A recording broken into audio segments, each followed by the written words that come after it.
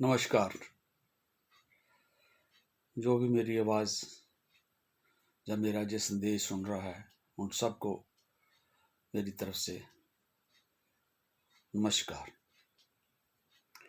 इसके साथ ही आज मैं जो आपके साथ बात साझी करना चाह रहा हूँ वो बहुत ही गहरी बात है और भारतीय जनता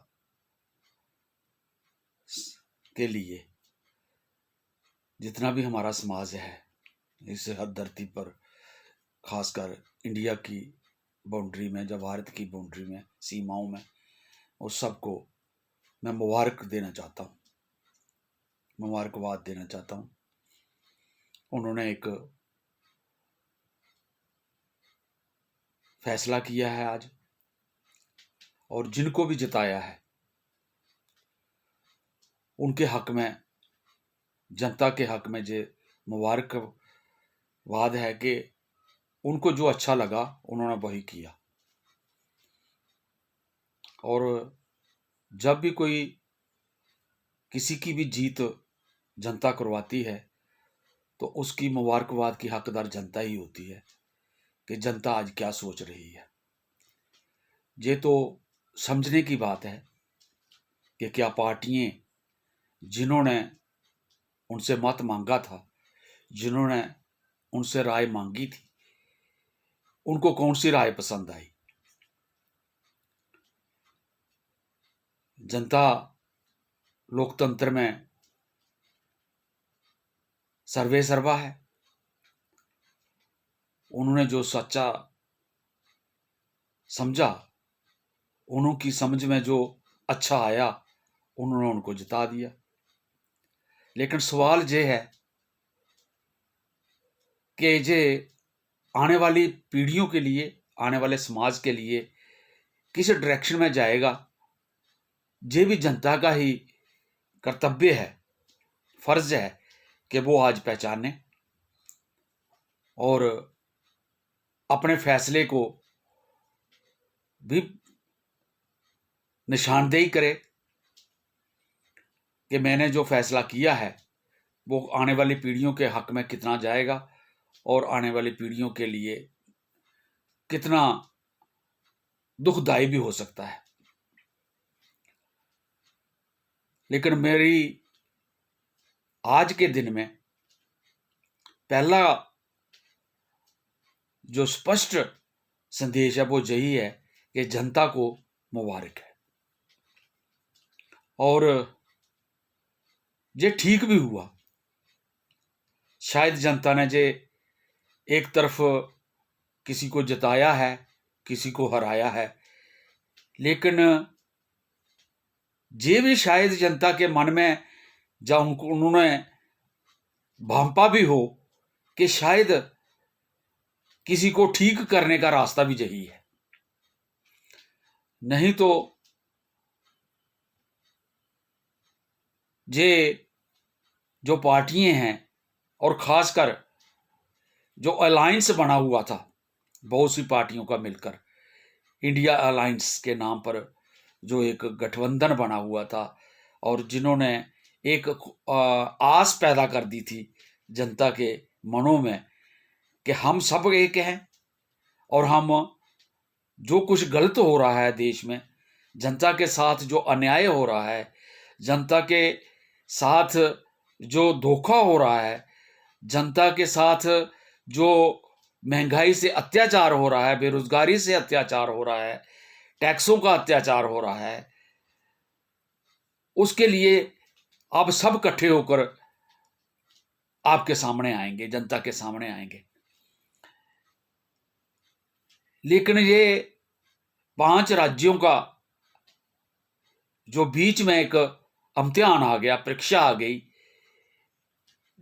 उस गठबंधन को टेस्ट करने की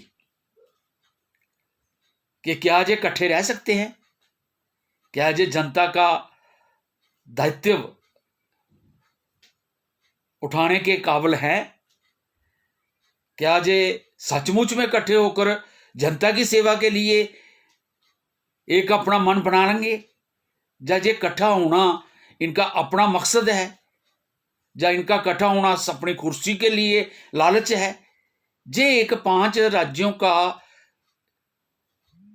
मतदान होना, 5 राज्यों के लिए अपना वोट देना और वोट लेना एक इम्तिहान आ गया। मैं ये समझूंगा कि जनता ने शायद ये देख लिया कि जो ये गठबंधन हो रहा है इसमें गरूर घमंड ज्यादा है, आ गया किसी एक पार्टी में। और खासकर मैं साफ शब्दों में ही कहूंगा कि जो बड़ी पार्टी थी कांग्रेस, इंडियन नेशनल कांग्रेस, जिसके साथ साथ दूसरी पार्टियों ने मिलकर एक इंडिया अलायंस बनाया और एक आस जगाई, उसमें ज्यादा रोल, उसका ज्यादा जिम्मेवारी, दायित्व कांग्रेस का था कि वो लीक ऐसी डालती, प्रिंसिपल ऐसे पैदा करती, ऐसे फैसले करने में ऐसा अपना कर्तव्य निभाती जिससे सबको साथ लेकर, छोटे से छोटे को, और आगे बढ़ती। लेकिन इस 5 राज्यों में मैं जे कहूं घमंड आ गया, गरूर आ गया, खुदगर्जी आ गई, जा फैसला नहीं कर पाए। असफलता ये भी दर्शाती है कि इनमें फैसला करने की समझ या फैसला लेने की ताकत, या किसी को अकोमोडेट करने की या दूसरे को साथ लेने की हिम्मत है या नहीं है, ये कांग्रेस के ऊपर निर्भर करता था। और उसने ऐसा नहीं किया। 5 राज्यों में हल्ला हो गया और ऐसा दिखने लगा जनता को कि ये तो सिर चढ़ कर बोलेगा अगर कांग्रेस जीत जाती है तो, क्योंकि कांग्रेस की अपनी हिस्ट्री पिछली रही है। बेशक आइन बनते वक्त राज्य देश का पहला प्राइम मिनिस्टर या उसके दिए हुए सुझाव या उसके उठाए हुए कदम साइंटिफिक टेम्परामेंट के थे। आइन में लिखा गया था कि हमें विज्ञान की तरफ बढ़ना चाहिए। संविधान में सेकुलरिज्म, सोशलिज्म को अंकित किया गया था, जिम्मेवारी ली गई थी कि हम ऐसा करेंगे, लेकिन ऐसा नहीं हुआ रास्ते में, और आखिर लोगों को कष्ट हुए और 14 में एक नया बदलाव आया जिसने पिछले 10 सालों में, 9.5 सालों में जनता को दिखा दिया कि पहले सालों से ये साल और मुश्किल बन गए। जनता को लोकतंत्र की सीमाओं में ज्यादा अधिकार देना, लोकपाल देना, राइट टू इंफॉर्मेशन की और ज्यादा ताकत बढ़ाना, मनरेगा की राइट टू वर्क की तरफ और ज्यादा ले जाना, 100 दिन से ज्यादा करना, ये सब कमियां पूरी करने की ताकत दूसरी पार्टी को मिली और उसने तो उससे भी कमाल कर दिया, जिससे जनता का त्राही त्राही मच गई। और उस त्राही त्राही से या उस अलोकतांत्रिक व्यवहार से, तानाशाही से लोगों को तंग आकर अपनी आवाजें निकालना पड़ी, और उसको समझकर जो एक लॉन्ग मार्च भी हुआ भारत जोड़ो अभियान में, जनता ने सब अंकित कर दिया कि हमारे साथ क्या जुल्म हो रहा है और इसका रास्ता इकट्ठा होने का बगैर कोई नहीं है। और उस पर मजबूरी के साथ एक इंडिया अलायंस बना और जनता के अंदर एक आस जगी।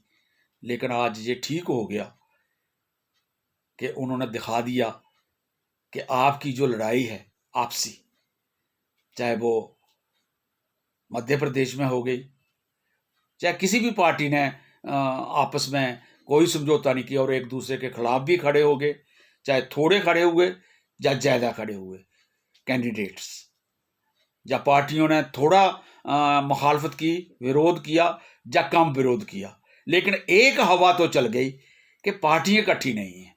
इंडिया अलायंस सिर्फ नाम का अलायंस है और इसके अंदर वो ताकत, वो समझ, वो दिशा और वो विश्लेषण देश का अभी नहीं समझ पाए। और उन्होंने दिखा दिया कि लड़ो आपस में आप, और उसका फायदा जिसको होना है वो हो जाएगा। जनता तो किसी की गुलाम तो है नहीं। बेशक ताकत के साथ दबाया जाता है, आम समय पर लोगों को टैक्सों की मार से सताया जाता है, लेकिन जब वक्त आता है तो जनता तो फैसला अपने समझ सूझबूझ से लेती है। उनके अंदर भी तो एनालाइजर, विश्लेषण करने वाले लोग हैं, उनके अंदर भी तो सोचने वाले लोग हैं, उनके अंदर भी देखने वाले लोग हैं, जिन्होंने देखा कि ये तो अलायंस तो हमें धोखा देगा, ये तो आपस में लड़ते रहेंगे, ये तो कुर्सी की लड़ाई बन जाएगी फिर दोबारा एक और उस कुर्सी की लड़ाई में से फिर एक कष्ट निकलेगा, एक अद्भुत नजारा बन जाएगा देश का, और जनता देखती रह जाएगी। इसलिए मुझे तो लगता है कि मेरी राय में इंडिया अलायंस की पार्टियों ने और खासकर कांग्रेस ने इससे सबक सीखना चाहिए। अगर सचमुच में इंडिया कांग्रेस के अंदर कोई सूझबूझ वाली लीडरशिप है, अगर सूझबूझ वाली कोई कदम उठाने की ताकत है, तो उनको अब ये समझ लेना चाहिए कि इस तानाशाही के खिलाफ, इस सरकार के खिलाफ, इस जन विरोधी प्रशासन के खिलाफ अगर आपने कोई रोल प्ले करना है तो अपने अंदर का गुरूर छोड़ना पड़ेगा। मैं ये छोड़ना पड़ेगी। हर संभव जितनी ताकत से आप लड़ना चाह रहे थे, देखने में लोगों के सामने जो एक माहौल बना था, ये धोखा निकला। ये जनता धोखा समझ गई कि नहीं, ये तो आपस में लड़ेंगे और खूब लड़ेंगे, पहले से भी ज्यादा लड़ेंगे। पहले तो अपनी लीडरशिप के अंदर ही इनकी लड़ाई थी, फिर उससे मिलाकर जो दूसरी पार्टियों के साथ थी उसके साथ आपस में तालमेल नहीं बन पाया। एक 5 राज्यों के इस प्रचार में जो अब चुनाव प्रचार हो रहा था, कहीं एक जगह भी सारी पार्टियां इससे बाहर होकर भी 5 राज्यों के लोकतांत्रिक इस मेले में उस स्टेटों में भी ना जाते कि एक दूसरे की पार्टी के खलल पड़ जाएगा। कहीं सांझी जगह दिल्ली में बैठकर ही एक सांझी रैली करके तो कह देते, एक रेजोल्यूशन तो डाल देते कि हम सब पार्टियां एक हैं और लोगों को चाहिए कि वोट सोच समझकर इंडिया अलायंस के हक में डाले, चाहे वो कोई भी पार्टी होती, उसके जो खड़े होते उसको मिल जाता। लेकिन किसी की इतनी समझ ही नहीं बन पाई और इतनी किसी ने जरूरत नहीं समझी, और जनता की दुखों का पहाड़ जो था वो इनके लिए मजाक बन गया।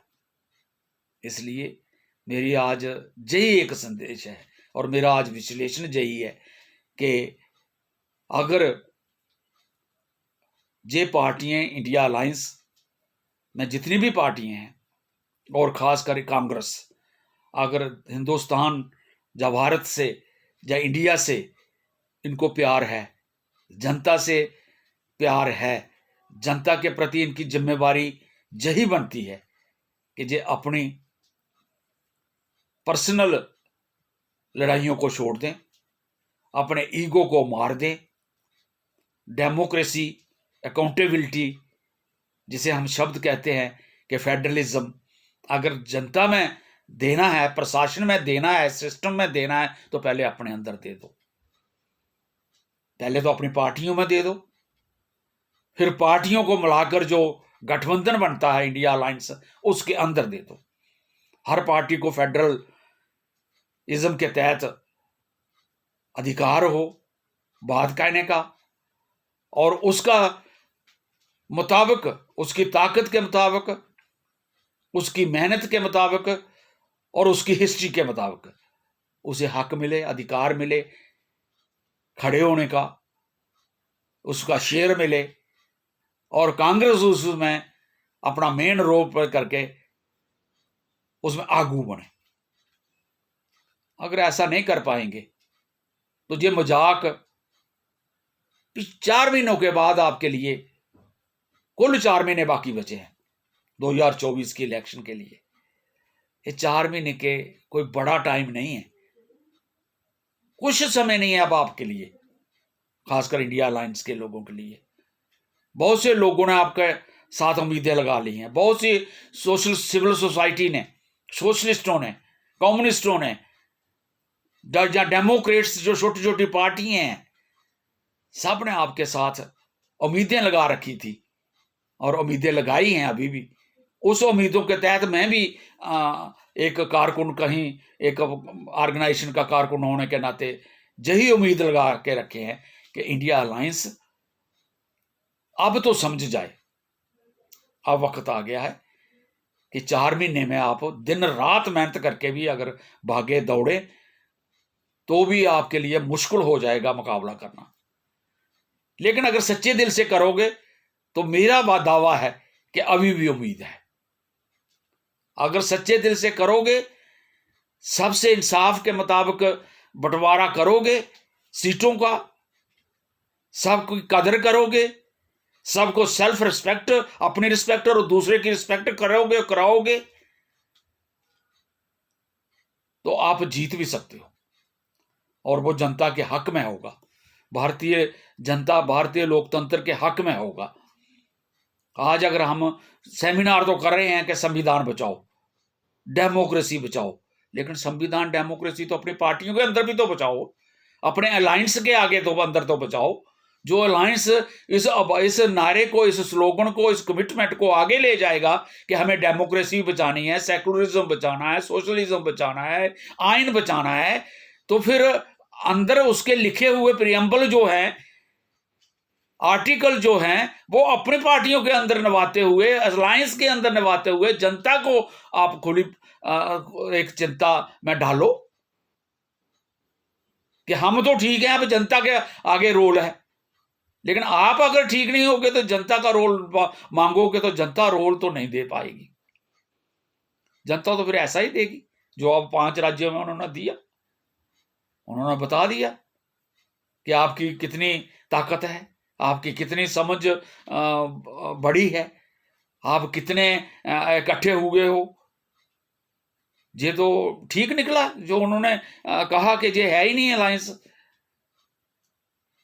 अगर अलायंस की तरफ से ये समझ अगर चली गई तो 4 महीनों में आप क्या कर सकते हैं? तो जनता के अंदर तो यही चला जाएगा कि ये तो कुछ नहीं कर पाएंगे। अभी 6 महीने में, साल में पीछे नहीं कर पाए, 4 साल नहीं कर पाए, 4.5 साल नहीं कर पाए, अब 4 महीने में क्या कर पाएंगे? इसलिए आपके आगे चैलेंज है, चेतावनी है। ये इलेक्शन का रिजल्ट आज जो मैंने देखा है, ये इलेक्शन का रिजल्ट एक ठीक हुआ जो आपकी समझ को जो जोड़ेगा और ये चेतावनी भी देगा कि संभल जाओ। अगर जनता की सेवा करना चाहते हो तो अपने अंदर का ईगो मार दो, घमंड मार दो, और जैसे लिखा है आइन में कि फेडरलिज्म, डेमोक्रेसी और लिबरलिज्म लोगों के अंदर लाना है, लोगों की समझ में लाना है, तो उनके सामने अपना मॉडल पेश करना पड़ेगा और सच्चाई से दिखाना पड़ेगा कि हम सचमुच एक दूसरे के लिए बने हुए हैं। हम एक दूसरे के खिलाफ नहीं हैं, विरुद्ध नहीं हैं, भिन्न जरूर हैं, लेकिन बने हुए हैं हम एक दूसरे के लिए। और हम सब इंटरडिपेंडेंट हैं, अंतर्निर्भर हैं। हम एक दूसरे के बगैर आगे नहीं बढ़ पाएंगे। अगर बड़े तूफान को रोकना है तो आप सबको इस अंतर संबंधिता, अंतर्निर्भरता को आगे लाकर अपने आप के घमंड को छोड़कर एक होकर सामने आना पड़ेगा। जे आज के संदेश मेरा यही है। और यही मेरा एनालिसिस आज कि ये होना था, क्योंकि इसके बीज उसी दिन पड़ गए जिस दिन अलायंस ने ये फैसला कर लिया, जब अलायंस के फैसला ना होने के कारण किसी एक पार्टी ने ये कह दिया कि मैं जहां पर सब कुछ हूं, आप तो है ही नहीं जहां पर कुछ। और कई स्टेटों में, कई राज्यों में आपसी कुछ ऊंच नीच हो भी गई, कहना कलवाना हो भी गया कि आप क्या हो इधर। उससे फिर अंदर तो सफाई नहीं ना होती है, दिल में गांठें पड़ जाती हैं। और जब दिल में गांठें पड़ जाती हैं, वो बड़ी मुश्किल होती हैं खोलना। समझ का जो मोड़ है, समझ की जो धारा, ये बड़ी नाजुक है, इसलिए इसे मत तोड़ो। और आज इस अलायंस से, इस फैसले से, जो आज लोगों ने दिया फैसला, इससे अलायंस को एक सबक है, इंडिया अलायंस को, कि वो सबक सीखे और आगे 4 महीने की तैयारी में फौरी फैसले करे, और बिना किसी शक शुबा के, जिसकी साथ भी अगर 2 कदम का साथ मिलता, उसे 2 कदम का साथ बाइज्जत लो और उसे बाइज्जत उसको आगे बढ़ाओ, साथ लेकर चलो। मत पीछे टूटने दो किसी को, जब मत किसी को पीछे रहने दो, चाहे वो 2 कदम चलने वाला है, 10 कदम चलने वाला है, या 20 कदम चलने वाला है, या 100 कदम आपके साथ चलने वाला है। इज्जत बराबर दो, यही डेमोक्रेसी कहती है। अगर वोट का हम समझते हैं कि हर वोट की कीमत एक जैसी है, चाहे वो किसी भी कास्ट का, रिलीजन का है, किसी तबके का है, कि आगे का है, पीछे का है, बोली का है, फॉरवर्ड है, बैकवर्ड है, सबका एक बराबर है। तो फिर पार्टी में के साथ चलते हो, पार्टी छोटी है, बड़ी है, पहले इलेक्शन में खड़ी है या ना खड़ी है, अकेली है, इंडिविजुअल है, सिविल सोसाइटी है, जो भी आपका साथ देती है इस इंडिया अलायंस के कंसेप्ट को, उसको साथ ले चलो और उसकी इज्जत करो, और उसको उसका ड्यू प्रोसेस में उसे ड्यू रिस्पेक्ट दो, और वो ड्यू उसको शेयर दो। धन्यवाद आप सबका, जनता का। और जनता को एक बार फिर मुबारक कि आपने जो भी फैसला किया वो आपने सोच समझ कर किया होगा, और आपके फैसले को मुबारक। आपने किसके हक में किया, ये मुझे बहस करने की ज़रूरत नहीं है, कहने की ज़रूरत नहीं, लेकिन आपने जो भी किया वो बहुत अच्छा किया। धन्यवाद, शुक्रिया।